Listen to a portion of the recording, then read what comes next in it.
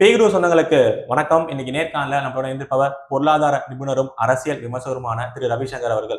வணக்கம். வணக்கம். வணக்கம். இப்ப இந்த ஈரான் போர் பெருசா பேசப்பட்டு இருக்கு. எல்பிஜி தட்டுப்பாடு நீங்களே பேசியிருப்பீங்க. அந்த எல்பிஜி தட்டுப்பாடுல நம்ம கவர்மெண்ட் என்ன மாதிரியான மெஷர்ஸ் எடுத்திருக்காங்கன்னு தெளிவா சொல்லியிருப்பீங்க. இப்போ ஒரு ஸ்டேட்மெண்ட் பினான்ஸ் மினிஸ்டர் அவர்கள் கொடுத்திருக்காங்க. அது எதுவுமே இங்க தமிழக மீடியால விவாதிக்கவே இல்லை.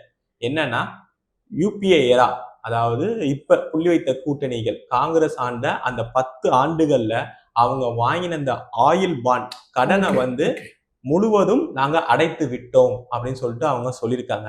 அது என்ன ஆயில் பாண்டு, அவங்க எவ்வளவு கடன் வச்சிருந்தாங்க, இவங்க எப்படி அடைச்சாங்க?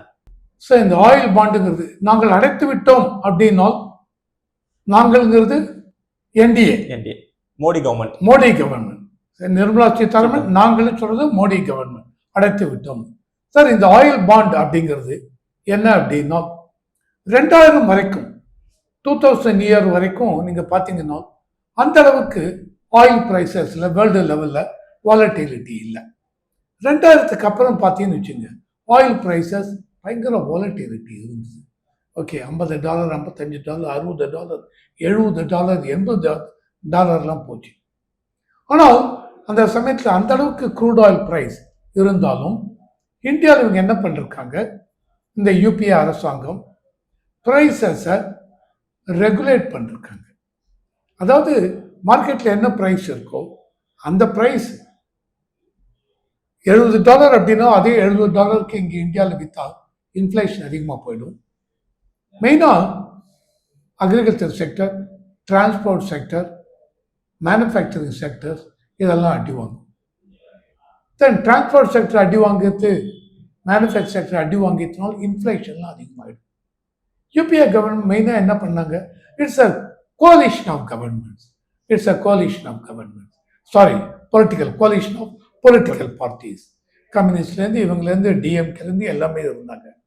ஸோ மெயினாக கம்யூனிஸ்ட் அவங்க என்ன பண்ணுறாங்க, இந்த ரீஃபார்ம் இதுக்கெல்லாம் அகேன்ஸ்டு.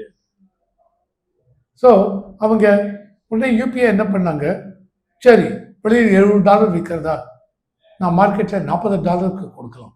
இந்தியாவில் $40 கன்வெர்டட் இன்ட்டு இந்தியன் ருபி பார்த்துங்க, அவளை கொடுக்கலான்னு விலையை குறைச்சி ஆயிலெலாம் விற்றாங்க. ஓகேவா, பெட்ரோல் ஆகட்டும், டீசல் ஆகட்டும், எல்பிஜி ஆகட்டும், எல்லாமே குறைச்சி விற்றாங்க. எப்படி குறைச்சி விற்றாங்கன்னா, இந்த விற்கிறது எல்லாமே through oil marketing companies, IOCL, Bharat petroleum, Hindustan petroleum, அவங்க தான் விற்கிறாங்க. ஸோ அவங்க விற்கும் பொழுது நீங்கள் இவ்வளோ விலைக்கு தான் விற்கணும், எங்கே நாங்கள் அவ்வளோ விலைக்கு வாங்குகிற மார்க்கெட்டில் இவ்வளோ விலைக்கு விற்றாலும் எங்களுக்கு கட்டுப்படி ஆகாது அப்படின்னு இந்த petroleum companies, oil marketing company சொல்கிறாங்க. உடனே இவங்க யூபிஏ அரசாங்கம் என்ன சொல்கிறாங்க, சரி அது இஷ்யூ இல்லை, நாங்கள் என்ன பண்ணுறோம், எவ்வளோ ப்ரைஸ் டிஃப்ரென்ஸ் வருதோ, உங்களுக்கு எவ்வளோ லாஸ் வருதோ அதை உங்களுக்கு சப்சிடியாக கொடுத்துட்றோம். சரி, சப்சிடியாக கொடுத்துடலாம், ஓகே. ஆனால் சப்சிடி கேஷாக கொடுக்க முடியாது. இது அப்புறம் என்ன பண்ணுவீங்க, எங்களுக்கு பாண்டாக கொடுக்கணும். That is called oil bond. So every year petroleum refineries கம்பெனிஸ்க்கு இவங்க கொடுக்குற அந்த லாசஸ் இவங்க பாண்டா கொடுக்குறாங்க. கவர்மெண்டே பாண்டா கொடுக்குறாங்க. அதாவது பத்திரம், உங்களுக்கு இன்னி தேதிக்கு இந்த பத்திரத்துக்கு கீழே உங்களுக்கு இவ்வளவு கட்டி நான் வாங்கினதை திருப்பி கொடுப்பேன், இவ்வளவு வட்டிக்கு திருப்பி கொடுப்பேன். எவ்வளவு வட்டினா 7-8%. ஸோ அந்தந்த மார்க்கெட்டிங் கம்பெனிக்கு 2004 வருஷம் 2005 வருஷத்துலேருந்து வாங்கியிருக்காங்க. அந்த 5 வருஷத்துலேருந்து வாங்கி நீங்கள் பார்த்தீங்கன்னு வச்சுங்க, அது எவ்ரி இயர் இந்த பணத்தை வாங்குவோம், இந்த பாண்டு இஷ்யூ பண்ணிருக்கேன், அந்த பாண்டு பிரகாரம் உங்களுக்கு பணத்தை திருப்பி கொடுப்பேன். இந்த மாதிரி இவங்க சொன்னது 2,92,000 கோடியை இவங்க வாங்கின கடனை நாங்கள் அடைச்சிருக்கோம் அப்படின்னு நிர்மலா சீதாராமன் 10 வருஷத்துல அவங்க வாங்கின கிட்டத்தட்ட 3 லட்சம் கோடி. ஆமா, அதாவது இவங்க வாங்கினது ஆக்சுவலி 1,48,000 வட்டி போட்டு 3 லட்சம் கோடி. ஆனால் இது 2004-05 2009-10 வரைக்கும் தான். அதுக்கப்புறமே இருக்கு. 10 வருஷத்துல இவங்க எவ்வளவு வாங்கியிருக்காங்க, 4,03,000 கோடி. நிர்மலா சீதாராமன் சொன்னது 2,92,00,000 கோடி அடைச்சிருக்கோங்கிறது 2009-10 வரைக்கும் எவ்வளவு பாண்டு இஷ்யூ பண்ணி, அந்த பாண்டோட இஷ்யூவன்ஸ் 10 வருஷம்னா 10 வருஷம் கழிச்சு நீங்க பே பண்ணா போதும். 2004-5 நீங்க வாங்கியிருக்கீங்கன்னா அதுல 10 வருஷம் பாண்டுனால் 2014-15 நீங்க பே பண்ணணும். 2005-6 நான் உங்களுக்கு பாண்டு இஷ்யூ பண்ணிருக்கேன் ஆயில் மார்க்கெட்டிங் கம்பெனிக்கு, வாங்கி 10 வருஷம் 2015-16. அப்ப அந்தந்த வருஷத்துல 10 வருஷம் கழிச்சு, ஆனால் இன்பிட்வீன் வட்டி மட்டும் கொடுத்து கொண்டு இருக்க வேண்டும். கடைசி இதுல இதெல்லாம் இவங்க சொல்றாங்க 2004-5 2009-10 வரைக்கும் நாங்க 2,92,00,000 கோடி யூபிஐ கவர்மெண்ட் வாங்கினதை அடைத்திருக்கிறோம் அப்படின்னு இவங்க சொல்றாங்க. எப்ப இப்பதான் ரீசெண்ட் இதில் சொல்லிருக்காங்க. ஆனால் இதுல என்ன அப்படின்னா எவ்வளவு இங்க ஆக்சுவலா வாங்கியிருக்காங்க அப்படின்னு நீங்க பார்த்தீங்கன்னு வச்சுங்களேன். இல்ல 2004-5 12,000 கோடி வாங்கியிருக்காங்க பாண்டு வச்சு. அதான் அந்த 12,000 கோடி ரூபாய் நான் இப்போ கன்வெர்டட் இன்டு இந்தியன் ரூபி சொல்றேன். யூஎஸ்ல 1.8 பில்லியன் US டாலர் 2004-5 அந்த அளவுக்கு சப்சிடி ஆயில் மார்க்கெட்டிங் கம்பெனி கொடுக்கணும். ஆனால் இவங்க அதை கொடுக்காம பாண்டு இஷ்யூ பண்ணிட்டாங்க. 2005-6 13,000 கோடி, 2006-7 24,000 கோடி பாண்டு இஷ்யூ பண்ணிருக்காங்க. 2008-9 71,000 கோடி, 2009-10 55,000 கோடி. ஓகே, இதை தான் இவங்க சொல்றாங்க. இது அத்தனையும் சேர்த்து 1,48,000 கோடி 2009-10 வரைக்கும். அதுக்கு இன்ட்ரெஸ்டும் போட்டு 2,92,00,000 கோடி இன்னி வரைக்கும் கொடுத்துருக்கோம். இன்னும் 4 வருஷம் இருக்கு. 2010-11 38,000 கோடி வாங்கியிருக்காங்க. 2011-12 40,000 கோடி வாங்கியிருக்காங்க. 2012-13 55,000 கோடி வாங்கியிருக்காங்க. 2013-14 60,000 கோடி இதெல்லாம் பாண்டு இஷ்யூ பண்ணிருக்காங்க. சப்சிடி கேஷா கொடுக்கவில்லை. ஸோ ஓவராலா 2004 2014 வரைக்கும் 4,03,000 கோடி பாண்டு இஷ்யூ பண்ணிருக்காங்க. At the rate of 7% or 8%. இந்த மாதிரி பாண்டு இஷ்யூ பண்ணி சார் கேஷா பே பண்ணிருக்கலாம். கேஷ் பே பண்ணுவதற்கு பணம் இல்லை. பணம் இருந்தால் கொடுத்திருந்தால் இதை தான் இவங்க நிர்மலா சீதாராமன் சொல்லிருக்காங்க. அவங்க என்ன சொல்லிருக்காங்கன்னா, இவங்க ஆக்சுவலி பணமா கொடுத்திருந்தாங்க அப்படின்னா இது பட்ஜெட்ல துண்டு விழுந்திருக்கும். இவங்க ஆக்சுவலி அந்த பட்ஜெட்ல என்ன காமிச்சிருக்காங்க, 2008-9 பட்ஜெட்ல பிஸ்கல் டெபிசிட், அதாவது ஓவராலும் எவ்வளவு ரெசிப்ட் வருது, ரெவன்யூ ரெசிப்ட், கேபிட்டல் ரெசிப்ட் எல்லாம் சேர்த்து கவர்மெண்ட்டுக்கு எவ்வளவு வருமானம், தென் எவ்வளவு செலவு, ரெவன்யூ எக்ஸ்பெண்டிச்சர், கேபிட்டல் எக்ஸ்பெண்டிச்சர் எல்லாம் சேர்த்து எவ்வளவு செலவு, அது ரெண்டுத்துக்கும் உள்ள டிஃபரன்ஸ். ரெவன்யூ எக்ஸ்பெண்டிச்சர் அதிகமாக இருந்தால் அது deficit. So total of expenditure minus total of income received, இதுதான் fiscal deficit. இந்த fiscal deficit actually 2008-9 யூபிஏ அரசாங்கம் 6.1% காமிச்சிருக்காங்க. இல்லை, ஏன் அப்படி காமிச்சிருக்காங்கன்னா, இவங்க வாங்கின இந்த பாண்டு பேமெண்ட் எல்லாமே கேஷா கொடுக்கல, பாண்டா இது பண்றது. இந்த பாண்டா கொடுத்ததுனால அதை எல்லாமே இன்க்ளூட் பண்ணவே இல்லை, பட்ஜெட்டுக்குள்ள வரவில்லை. இதெல்லாம் ஆஃப் பேலன்ஸ் ஷீட் அப்படிம்பாங்க, ஆஃப் பேலன்ஸ் ஷீட் ஃபிகர்ஸ். அதனால இதெல்லாம் உள்ளவை. இதெல்லாம் பட்ஜெட்டுக்குள் வந்திருந்தால் அன்னைக்கு பிஸ்கல் டெபிசிட் 7.9% இருக்கும். இதே மாதிரி அன்னைக்கு தேதிக்கு ரெவென்யூ டெபிசிட் இவங்க 4.6% காமிச்சிருக்காங்க. ரெவென்யூ டெபிசிட் தான் revenue expenditure minus revenue income, revenue receipt, அது ரெவென்யூ டெபிசிட். ரெவென்யூ டெபிசிட் இவங்க 4.6 காமிச்சிருக்காங்க. இல்லை, இதெல்லாம் இன்க்ளூட் பண்ணியிருந்தால் 6.3% ஆயிருக்கும் அப்படின்னு நிர்மலா சீதாராமன் பேசியிருக்காங்க. சோ நீங்க சொல்ற மாதிரி 2004-14 வரையும் இவங்க வாங்கியிருக்காங்க 4,03,000 கோடி. மோடி அவர்கள் வந்ததுல இருந்து இந்த ஆயில் பாண்டு வாங்குறதே வாங்கியிருக்காங்க. அதுல நீங்க பாத்தீங்கன்னு வச்சுங்க, அவங்க வாங்கினது 1,08,000 கோடி. எஸ் இவங்க அதாவது இந்த ஆயில் பாண்டுங்கிறது மோடி கவர்மெண்ட் வந்ததுக்கு அப்புறம் அந்த அளவுக்கு குறைச்சிட்டாங்க. எதனால குறைச்சிட்டாங்க அப்படின்னா, இவங்க பிரைசஸை டீரெகுலேட் பண்ணிட்டாங்க. ரெகுலேட் பண்ணவில்லை. மார்க்கெட்ல என்ன இருக்கு, ஐ மீன் வேர்ல்டு லெவல்ல க்ரூட் ஆயில் பிரைஸ் எவ்வளவு இருக்கு, மார்க்கெட் டைனமிக்ஸ் அப்படிம்பாங்க. மார்க்கெட் அதை நிலவரம் பண்ணட்டும், பிரைஸை. கவர்மெண்ட் உள்ள பூந்து பிரைஸை ரெகுலேட் பண்ணக்கூடாது அப்படிங்கிறதுனாலே மோடி அரசாங்கம் கம்பெனிட்ட சுதந்திரம் கொடுத்துட்டாங்க. டீரெகுலேட் என்னோனால் வித்துங்க, சப்சிடி கூடிய வரைக்கும் முடிந்தால் சப்சிடி கூட பாண்டுகின்றலாம் கூடிய வரைக்கும் பாண்டு இஷ்யூ பண்ண மாட்டோம். இந்த சப்சிடியை டைரக்டாக கேஷாக கொடுத்துருவோம். In spite of the Modi அரசாங்கம் கொடுத்துருக்காங்க. என்ன பண்ணிருக்காங்க, மொத்தமாக 1,08,500 கோடி அவங்க 10 வருஷத்துக்கு ஆயில் பாண்ட் இஷ்யூ பண்ணிருக்காங்க. என்ன இஷ்யூ 2015, 14 30,000, 16, 17, 25 அந்த மாதிரி 21, 22 குறைச்சிட்டாங்க. 2019, 20 10,000 கோடி. இல்ல இதுல இன்னொரு சந்தேகம் என்ன வருதுன்னா, அவங்களுக்கு 2008 பெரிய ஒரு பினான்சியல் ரெசெஷன் இருந்தது. இங்க கோவிட் பிளஸ் வார், ரஷ்யா உக்ரைன். இப்ப அப்படி இருந்தும் ஆயில் பாண்டு இங்க கம்மியா இருக்கு. அதுவும் இல்லாம நம்ம பார்த்திருப்போம், கிட்டத்தட்ட 100 வருஷம் ஆக போகுதுன்னு நினைக்கிறேன், பெட்ரோல் டீசல் விலை மாற்றமே இல்லை. அப்படி இருந்தும் ஆயில் பாண்டு இவங்க கம்மியா தான் வச்சிருக்காங்கன்னா அதுக்கு என்ன காரணம்? Financial management. அவங்க இதில் இப்ப பார்த்தீங்கன்னு வச்சுங்க, எல்லாத்தையும் நீங்க இது பண்ணி விட்டீங்களா? அதனால இது என்ன எடுத்து ஜனங்களை பொறுத்தவா அருமையா பண்ணிட்டாங்க. It gives a rosy picture about UPA government. அந்த அளவுக்கு பண்ணிட்டு. ஆனால் நீங்க என்ன பண்ணிட்டீங்க, இதை பண்ணதுனால பின்னாடி வர அரசாங்கத்துக்கு 10 வருஷம் கழிச்சு பின்னாடி வராங்க இல்லையா, மோடி அரசாங்கம் கட்டிட்டு இருக்காங்க. சொன்னாங்க இல்லையா, 2,92,000 கோடி 2009-10 வரைக்கும் இவங்க வாங்கின ஆயில் பாண்டை இன்க்ளூடிங் இன்ட்ரெஸ்ட் பேமெண்ட் பண்ணிருக்கோன்னு. அந்த 2,09,000 கோடி 2,92,000 கோடி துண்டு விழும் மோடி பட்ஜெட்ல.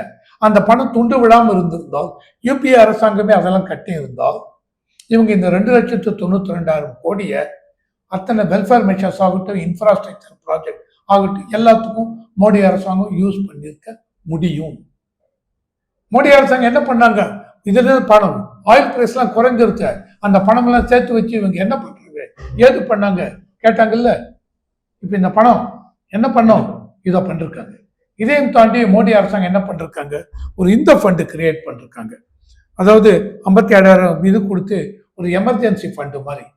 அதாவது ஃபியூச்சர்ல ஏதாவது இந்த மாதிரி மறுபடியும் ப்ராப்ளம் அது எதுன்னு வந்தால் அது எவ்ரி இயர் அதுல பணம் போட்டு வராங்க. Tens of thousands of fund is called emergency ஃபண்டா என்னமோ மோடி அரசாங்கம் வச்சிருக்காங்க. ஸோ எவ்ரி இயர் அதில் போட்டு கொண்டு வருகிறாங்க. ஸோ இதில் பார்த்தீங்கன்னா மோடி அரசாங்கம் நான் சொன்ன கட்டியிருக்காங்க. ஆனால் இவங்க மெயினாக இதில் என்ன பண்ணிருக்காங்க, குளோபல் லெவலில் ஆயில் பிரைஸ் குறைஞ்சது. ஓகே, ஃபியூவல் பிரைஸ் மோடி அரசாங்கம் டீரெகுலேட் பண்ணாங்க. ஸோ இதையும் தாண்டி இவங்க என்ன பண்ணிருக்காங்க, ரெனியூவபிள் எனர்ஜி. அதாவது 2 இருக்கு, ஃபாசில் ஃபியூவல்ஸ், நான் ஃபாசில் ஃபியூவல்ஸ் இருக்கு. அது எல்லாருக்கும் தெரியும். ஃபாசில் ஃபியூவல்ஸுங்கிறது பூமிக்கு அடியில் இருக்கிற கோல், கரி, ஆயில், இந்த மாதிரி இதெல்லாம் ஃபாசில் ஃபியூவல். நான் ஃபாசில் ஃபியூவலுங்கிறது பூமிக்கு அடியில் என்ன இருக்குன்னு நான் இது இல்லைங்க, நான் இது பண்ணுறேன். எலக்ட்ரிக் இது, சொலார் இது, விண்டு பவர், அது நியூக்ளியர் பவர், இதெல்லாம் ரெனியூவபிள் எனர்ஜி, நான் ஃபாசில் ஃபியூவல். இவங்க இப்போ என்ன பண்ணாங்க, நான் ஃபாசில் ஃபியூவல் ரெனியூவபிள் எனர்ஜியை எந்த அளவுக்கு இது பண்ணலாம் அப்படின்னு மோடி அரசாங்கம் ஆல்டர்னேட்டிவ் திங்கிங் அதுல ஃபோக்கஸ் பண்ணிருக்காங்க. இதையும் தாண்டி எந்த அளவுக்கு ஃபிஸ்கல் ப்ரூடன்ஸ் அப்படிம்பாங்க, அதாவது கூடிய வரைக்கும் ஆயில் பாண்டை எப்படி இஷ்யூ பண்றதை குறைக்கலாம் அப்படின்னு பார்த்துவிட்டு எங்க, அதாவது ஓவரால் ஒவ்வொரு தடவை ஃபைனான்ஸ் கமிஷன் இருக்குங்க. இந்த finance commission 1950 India 52 India finance commission ஒன்று இருக்கிறாங்க. அந்த ஃபைனான்ஸ் கமிஷன் தான் அரசாங்கத்தை எவ்வளோ உங்களுக்கு டெபிசிட் இருக்கலாம், ரெவன்யூ எவ்வளோ இருக்கலாம், அரசாங்கத்துக்கு மத்திய அரசாங்கத்துக்கு எவ்வளோ பணம் வருது, இந்த பணத்தை நீங்கள் எவ்வளோ வச்சுட்டு கொண்டு மீதி இவங்களுக்கெல்லாம் எவ்வளோ பிரித்து கொடுக்கலாம், ஸ்டேட் கவர்மெண்ட்டுக்கு என்ன மாதிரி பிரித்து கொடுக்க வேண்டும், என்னென்ன டேக்ஸ்லாம் நீங்கள் பிரித்து கொடுக்கணும், எதை நீங்களே வைத்துக் கொள்ளலாம் அப்படின்னு finance commission. Finance commission it talks about the financial guideline, fiscal prudence, உங்கள் டோட்டல் ஜிடிபி எவ்வளவு அண்ட் உங்கள் எக்ஸ்டர்னல் டெப்ட். எல்லா அரசாங்கம் பார்த்தீங்கன்னு வச்சுங்க, இப்போ வேர்ல்டுலேயே பார்த்தீங்கன்னு வச்சுங்க, யூஎஸ் தான் இருக்கிறதுலே பெரிய கடனாக $33 trillion they owe to outside world எல்லா கண்ட்ரிக்கும். ஓகேவா, இவங்க எப்படி கடன் அப்படின்னா உடனே பாண்ட் இஷ்யூ பண்ணுறாங்க, ட்ரெஷரி பாண்ட்ஸ் யூஎஸ். உடனே எல்லா கண்ட்ரியும் அதில் இன்வெஸ்ட் பண்ணுறாங்க இன் டாலர். அந்த இன்வெஸ்ட் பண்ணுறதெல்லாம் யூஎஸ்ஏ 10 வருஷம் கழிச்சு 15 வருஷம் கழிச்சு திருப்பி கொடுப்பான். அந்த பாண்டில் போட்டிருப்போம். இந்த பாண்டு எதுக்காக நான் இஷ்யூ பண்ணுறேன், என்ன பர்பஸ்க்கு இஷ்யூ பண்ணுறேன், எவ்வளோ வருஷம் கழிச்சு திருப்பி கொடுப்பேன், இதுக்கெல்லாம் ஒத்துக்கொண்டு தான் எல்லா கண்ட்ரியும் இன்வெஸ்ட் பண்ணுறாங்க. ஸோ இதை அவன் திருப்பி கொடுக்கணும். ஸோ பாண்டு மூலம் நீங்கள் இஷ்யூ பண்ணது எல்லாமே திருப்பி கொடுக்க வேண்டிய பணம். ஸோ இப்போ தமிழ்நாடு அரசாங்கம் பாண்டு இஷ்யூ பண்ணிருப்பாங்க. இவங்க டோட்டல் டெட் இன்னி தேதிக்கு தமிழ்நாடு அரசாங்கத்துக்கு மார்ச் 2026 முடிய 9,75,000 கோடி அப்படின்னா அதில் இந்த பாண்டெல்லாம் இஷ்யூ பண்ணிருக்கீங்களா, ஆஃப் பேலன்ஸ் ஷீட் ஃபிகர் வருதா? அதெல்லாம் சேர்க்காம தான் அந்த 9 லட்சம் கோடி இருக்கலாம். ஓகே, ஆஃப் பேலன்ஸ் ஷீட்டுங்கிறது தமிழ்நாடு அரசாங்கத்து பப்ளிக் செக்டர் அண்டர்டேக்கிங். நீங்க என்னென்ன பாண்டு இஷ்யூ பண்ணிருக்கீங்க, அதை வந்து யார் மூலம் இஷ்யூ பண்ணிருக்கீங்க, யாருக்கு கொடுத்தீங்க, அதெல்லாம் எதெல்லாம் பட்ஜெட்டுக்குள் வரவில்லையோ அது எல்லாமே ஆஃப் பேலன்ஸ் ஷீட். அப்போ ஆஃப் பேலன்ஸ் ஷீட்டை பார்த்தா சேர்த்தா எவ்வளவு, இதை வந்து எல்லா ஸ்டேட் கவர்மெண்ட்டே பண்ணுவாங்க. கூடிய வரைக்கும் இந்த ஆஃப் பேலன்ஸ் ஷீட் இல்லாமல் எல்லாத்தையும் உள்ள கொண்டு வந்தால் அதுதான் ஒரு டிரான்ஸ்பரன்சியை கொடுக்கும். எந்த அளவுக்கு நாங்கள் டியூ இருக்குன்னு டிரான்ஸ்பரன்சியை கொடுக்கும். யூபிஏ கவர்மெண்ட்ல இது எல்லாமே ஆஃப் பேலன்ஸ் ஷீட்ல கொண்டு வந்தது. நான் சொன்ன 4,03,000 கோடி பாண்ட் இஷ்யூ பண்ணி கடன் வாங்கியிருக்காங்க அந்த 10 வருட பீரியட்ல. யூபிஏ 1 and 2ல எல்லாமே ஆஃப் பேலன்ஸ் ஷீட் ஃபிகர். இது எல்லாமே பேலன்ஸ் ஷீட்ல வரவில்லை. ஆனால் இத்தனையும் பின்னாடி வர அரசாங்கம், இப்ப தமிழ்நாடு இந்த எலெக்ஷன் முடிஞ்சு எந்த அரசாங்கம் வரப்போதோ அந்த அரசாங்கம் தமிழ்நாட்டில் கடனை திருப்பி கொடுக்கணும். இது அந்த அரசாங்கத்துக்கு பேர்டன் புதுசா. இதுதான் மோடி அரசாங்கம் அந்த பேர்டனை தலையில் எடுத்துக்கொண்டார்கள். அந்த 4,03,000 கோடி வித் இன்ட்ரெஸ்ட்ல இதுவரைக்கும் கட்டிருக்கிறது 1,48,000 கோடி அசல் பிளஸ் இன்ட்ரெஸ்ட் சேர்த்து 2,92,000 கோடி. ஸோ எந்த அளவுக்கு மேனேஜ் பண்ணணும் இருக்கு. அதை தான் இந்த ஃபைனான்ஸ் கமிஷன் சொன்னேன். எவ்ரி ஒரு 5 வருஷத்துக்கு ஒரு ஃபைனான்ஸ் கமிஷன். இப்போ ஏப்ரல் 2026 16வது ஃபைனான்ஸ் கமிஷன் நடைமுறைக்கு. அந்த 16வது ஃபைனான்ஸ் கமிஷன், இந்த ஃபைனான்ஸ் கமிஷன் சொல்றாங்க ஃபிஸ்கல் டெபிசிட் உங்க ஜிடிபியில் எவ்வளவு இருக்கலாம், ரெவென்யூ டெபிசிட் உங்க ஜிடிபியில் எவ்வளவு இருக்கலாம், டோட்டல் ஓவரால் டெட் உங்க ஜிடிபியில் எவ்வளவு இருக்கலாம், அதையெல்லாம் சொல்றாங்க. இது கான்ல இறுதியான கேள்வியா, நீங்க சொல்ற மாதிரியே அவங்க வச்சிருந்த அந்த கடன் இவங்களுக்கு பேர்டன் ஆகி இவங்க அடைச்சிருக்காங்க. 2 முக்கியமான விஷயம், ஒன்று கொரோனா பீரியடு, இன்னொன்று போர் சூழல். இப்பயும் அந்த போர் சூழல் வந்து கண்டினியூ ஆகிட்டே தான் இருக்கு. இதுல இவங்க ஃபினான்சியல் மேனேஜ்மெண்ட் நீங்க பொருளாதார ரீதியா சொன்னாலுமே இன்னொரு பக்கம் நான் பார்க்கலாமா, ராஜதந்திரம், அதாவது வெளித்துறை கொள்கைங்கிறது மோடி அவர்கள் வந்ததுலேருந்து என் மக்களுக்கு என்ன நலனோ அதை தான் என்னோட வெளியுறவுத்துறை கொள்கை. ஜெய்சங்கர் அவர்களும் மோடி அவர்களும் சொல்றாங்க. இந்த ஆயிலோட பிரைசஸ், இந்த பாண்டு கம்மியானதுக்கு காரணம் ரஷ்யாலேருந்து நம்மளோட மதிப்புல வாங்கின ஆயிலா கூட இருக்கலாம். கண்டிப்பா அதுவும் உண்டு. நீங்க வெளியுறவுத்துறைன்னு சொன்ன உடனே சரி நீங்க கொஸ்டின் முடிக்கட்டும்னு உட்காந்துருது. ரஷ்யாலேருந்து வாங்கியிருக்கோம். இப்ப ரஷ்யா அமெரிக்கா சொல்லி கேட்காமையும் கேட்கு சார். நம்மளோட பொறுத்த வரைக்கும் இப்போ ஆப்போசிஷன் பார்ட்டி சொல்றாங்க சார், மோடி அமெரிக்கா இவருக்கு சரண்டரா, இவருக்கு ட்ரம்ப்புக்கு சரண். உங்களை மாதிரி எடுத்த கவுத்தெல்லாம் பேச முடியாது. வெளியுறவுத்துறையில ட்ரம்ப் பேசுற மாதிரியும் பேச முடியாது. இவர் ராகுல் காந்தி பேசுற மாதிரி எடுத்த கவுத்தெல்லாம் பேச முடியாது. ஒரு நாட்டினுடைய பிரதம மந்திரி வந்து விட்டால், ஒரு நாட்டினுடைய ஜனாதிபதி என்று இருக்கும், ஒரு நாட்டினுடைய வெளியுறவுத்துறை அமைச்சர் அப்படின்னு இருந்தால் எனக்குன்னு ஒரு டெக்கோரம் இருக்கு, என்ன பேசணும். ஏன்னா நாளைக்கு இந்த இது மாதிரி இவங்க எனக்கு கடைசி வரைக்கும் யுஎஸ் எதிரி, கடைசி வரைக்கும் இவங்க அரபு நாடுகள் எதிரின்னு சொல்ல முடியாது. என்னைக்குமே இந்த வெளியுறவு இதில் வந்து இப்போ பங்களாதேஷ் இந்த புது ஜனாதிபதி வந்தவுடனே அவர் என்ன பண்ணார், இந்தியாவுக்கு இது பண்ணிட்டார், நேசக்கரம் நீட்டி விட்டார். இப்போ அவங்கள பங்களாதேஷுக்கும் ஆயில் இதெல்லாம் வரும்போது இந்தியா ஹெல்ப் பண்றாங்க, ஸ்ரீலங்காக்கு பண்றாங்க, நேபாள் இருக்காங்க. ஓகே, இதான் ரஷ்யாலேருந்து $10-12 வித்தியாசம் நமக்கு ப்ரைஸ் கிடைச்சிது.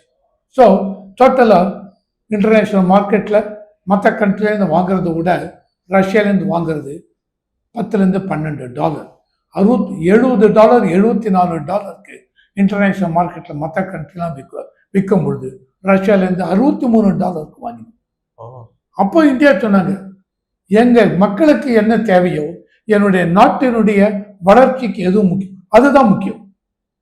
ஸோ அந்த கைட்லைன்ஸை நாங்கள் ஃபாலோ பண்ணுவோம் அப்படின்னு. இப்போ நீங்கள் கேட்ட மாதிரி கண்டிப்பாக இந்தியா எடுத்த இந்த ஒரு உறுதியான கொள்கை, எதையும் விட்டு கொடுக்காம ரஷ்யாலேருந்து வாங்குவாங்க.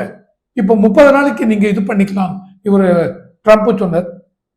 அதே வெளியுறவுத்துறை என்ன சொல்ற, நாங்க ட்ரம்ப்பை கேட்க வேண்டிய அவசியமே சார், இவங்க கேட்காம அவரே அடிச்சு விட்டுறது.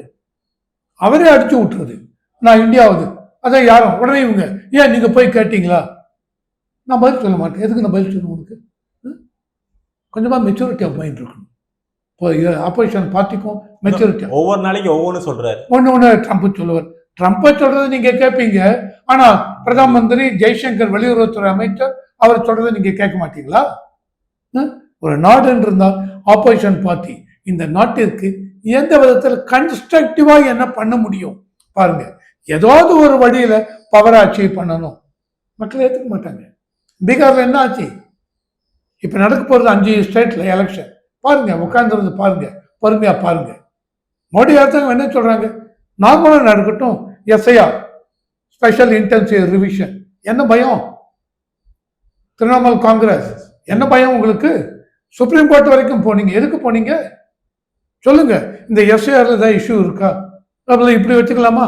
எஸ்ஐஆர் இஷ்யூ முடியறதுக்கு 5-6 மாசம் ஆகுமா? ஓகே, அது வரைக்கும் எலெக்ஷன் நிறுத்தி வச்சிடலாமா? ஆனா நீங்க சிஎம் இருக்க முடியாது. எலெக்ஷன் நிறுத்தி வைக்கலாம், உடனே டிஎம்சி நாங்க கண்டினியூ பண்ண ஆரம்பம் இல்லை. ஒரு கேர்டேக்கர் கவர்மெண்ட். என்னை பொறுத்த வரைக்கும் இதை எடுத்துக்கொண்டு இதை நான் சொல்ல விரும்புகிறேன். பீரியட் முடிஞ்சிருத்தா? இவங்களுக்கு ஏப்ரல் மேல் மோட முடியறதா? எலெக்ஷன் கோட் அனௌன்ஸ் பண்ணியாச்சு. இப்போ இருக்க கவர்மெண்ட் என்ன சொல்றீங்க, அங்க இருக்க செக்ரட்டரியேட்ல சிஎம் போட்டோ, அந்த போட்டோ எல்லாத்தையும் தூக்கிடுங்க அப்படின்னு சொல்றீங்கல்ல, பவரையும் எடுத்துருங்க. இதை நான் சொல்ல விரும்புகிறேன். கான்ஸ்டிடியூஷன் ஒரு அமெண்ட்மெண்ட் கொண்டாங்க. ஸோ எலெக்ஷன் அந்த இது கோட் ஆஃப் கான்டாக்ட் அனௌன்ஸ் பண்ணி ஆயிடுச்சு. எலெக்ஷன் டேட் அனௌன்ஸ் பண்ணிட்டாங்கன்னா அன்னிலிருந்து கோட் ஆஃப் கான்டாக்ட் இம்ப்ளிமெண்டேஷன் ஆயிடுது. நீங்க என்ன பண்ணுங்க, அன்னிலிருந்தே கேர்டேக்கர் கவர்மெண்ட் போட்டுருங்க. Officials under control of governor அவங்க தான். ஸோ இது பாரபட்சம் இல்லாம நடக்கும். எந்த விதத்திலும் இந்த எக்ஸிஸ்டிங் அரசாங்கம் இருக்கக்கூடாது. நான் தமிழ்நாடு சொல்லவில்லை, இந்தியா பூரா எல்லா ஸ்டேட்டுக்கும் எலெக்ஷன் அனௌன்ஸ் பண்ணியாச்சுன்னா கேர்டேக்கர் கவர்மெண்ட்டை கொண்டு வாங்க அப்படின்னு நான் பிகுருஸ் மூலமாக என்னுடைய ஒப்பீனியன் சொல்றேன். நிச்சயமா இவ்வளவு நேரம் உங்க நேரத்தை நம்ம தளத்துக்கு பயணம் வைக்கிறோம். நன்றி. நல்லதே நடக்கும். வாழ்க வளமுடன். நன்றி.